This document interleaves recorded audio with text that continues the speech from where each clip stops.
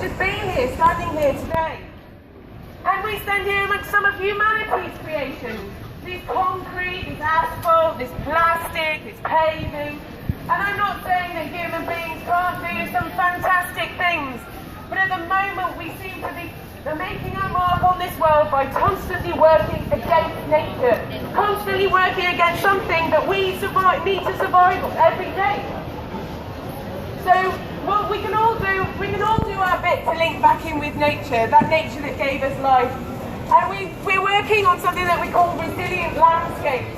And resilient landscapes is basically just having enough nature in the world, and enough connected nature to allow all the processes we need for life to continue, and allow that nature to cope with whatever change may come.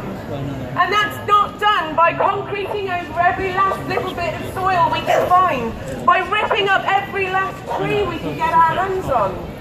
And I'm not just talking about mass deforestation in the Amazon. I'm talking about what's going on right here under our noses all the time. This massive loss of green space over the last few decades by developers putting more and more tiny box houses on every greenfield site they can find. When actually what we need to be doing is addressing the huge rising population that we have. It's not done by ripping up so many ancient woodlands that are irreplaceable, just to put in another road, when we need to be dealing with the amount of cars that we've got that are pumping ridiculous amounts of pollution into the atmosphere. But it's also simple things like people paving over their back gardens and their front gardens, just to put their cars right outside their front window and off the road. But when we have these big rainfall events, where does all the water go? It can't get through this. It needs to go down through the soil. It needs those big tree roots penetrating the soil that it works down into. Or else all it does is wash around and destroy people's homes, flood land where there's so many little burrowing animals that get completely killed.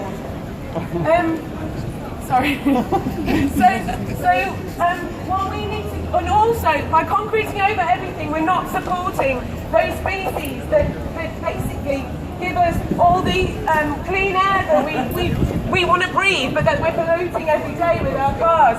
That give us all the clean water that we seem to be polluting with pesticides and all these other toxic chemicals. They give us all the species that pollinate a third of all the food we eat. Well, maybe not to go to McDonald's, but no one in their right mind does. So what we need to do essentially is link back into our roots, our true roots, with nature, with the plants, with the fungi, and anywhere that you can find that's within your power to make green needs to be done, now more than any other time, I think, in the world, in the history of the world. Every tree, every wildflower, from the very tiny to the huge sequoias, everything counts.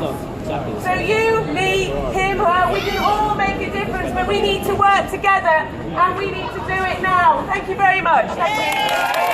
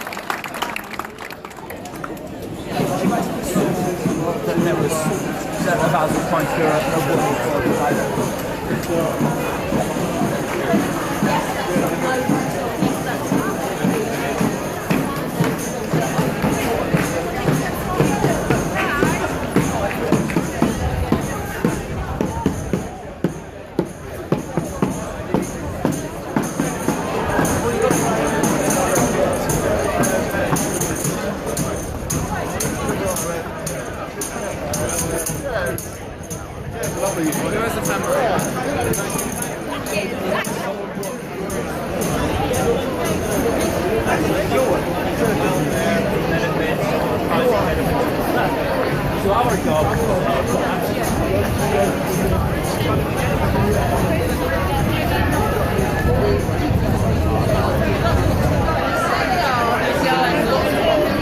Very nice to get down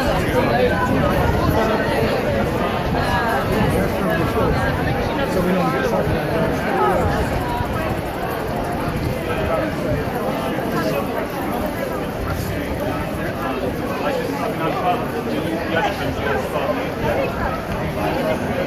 Fire up your hopes and wishes for the future!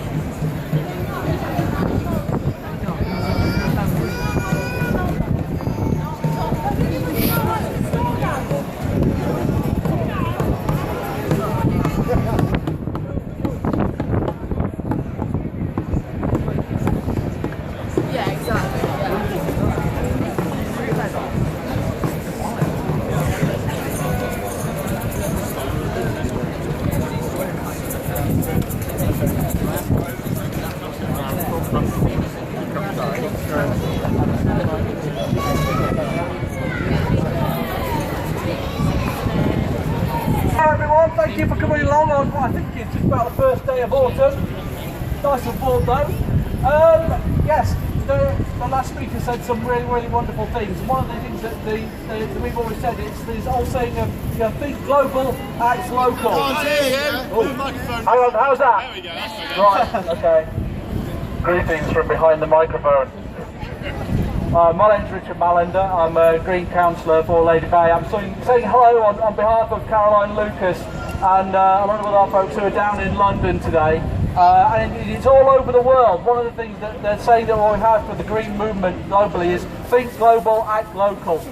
And while we're the local bit here, every single one of us standing around today, we're all part of a much, much bigger global movement. There's people all over the world protesting, marching, agitating, working for a better, cleaner, safer, more environmentally friendly world for our future. And that's something that we all can be very proud of, and we all have to work very, very hard to achieve.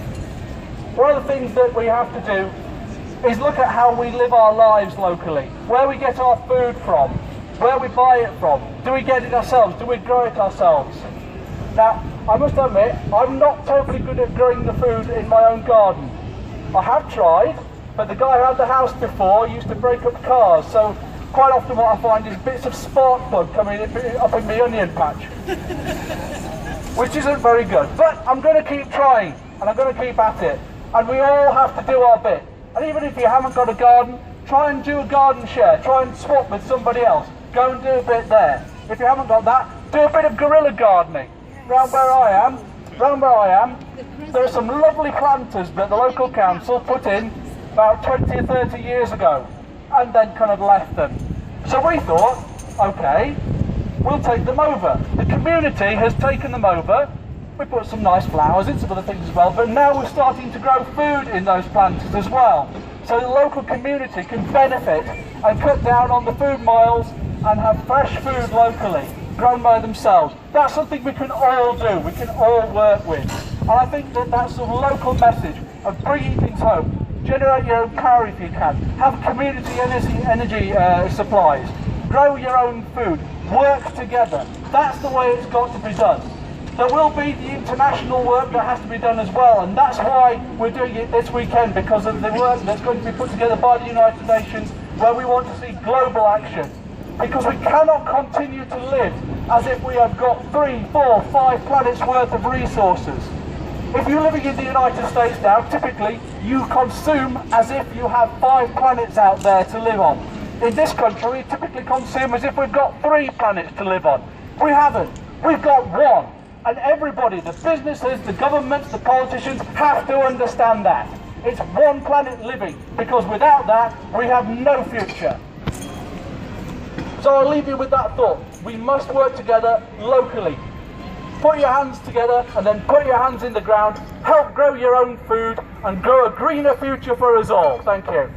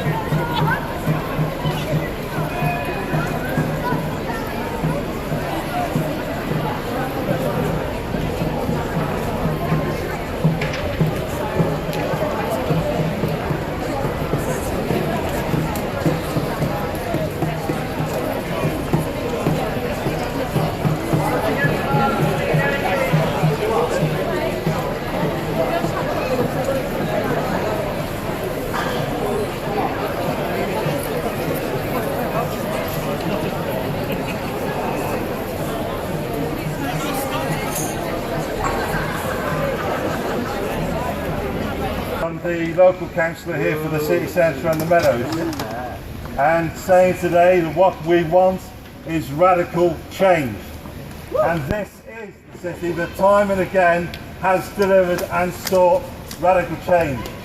When we get to learn our own history, we will realise that this was the city that first sought the vote for the working class.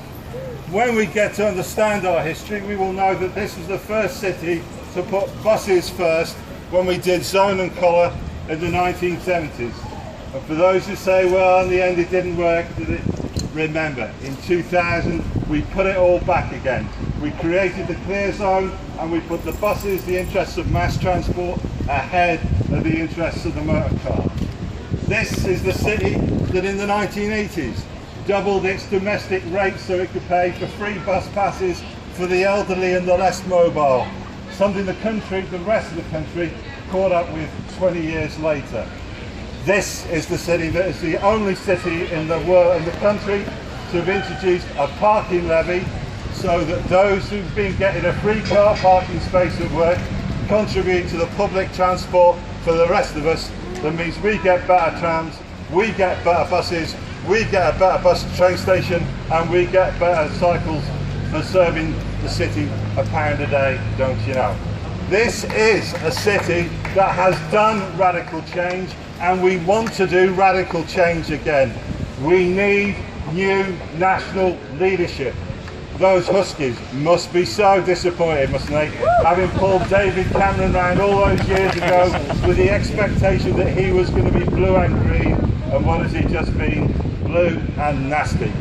The reality is we need national change, and as a member of the Labour Party, I know it is our responsibility to lead that change and make that difference.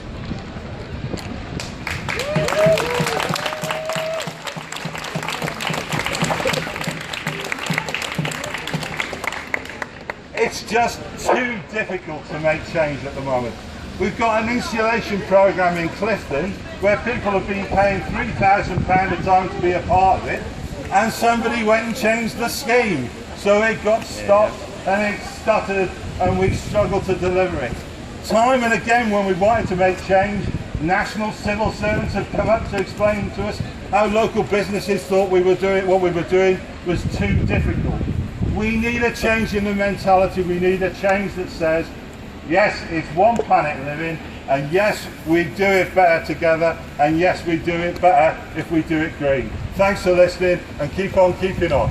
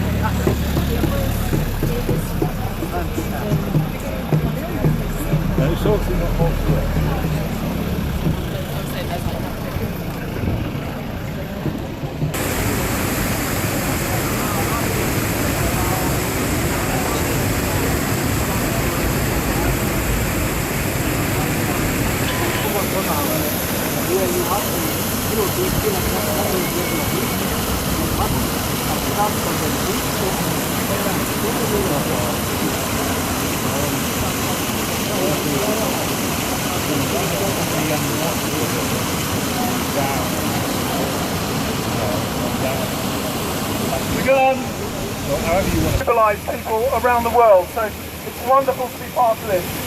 I just want to give you a brief flavour of who we are and what we do, and to try and inject a bit of hope into the proceedings. So we're a small partnership organisation based in Melton Mowbray, and we work with local authorities, with NHS trusts, with businesses, voluntary organisations, schools, farmers, and all kinds of organisations to help people respond to the causes and the consequences of climate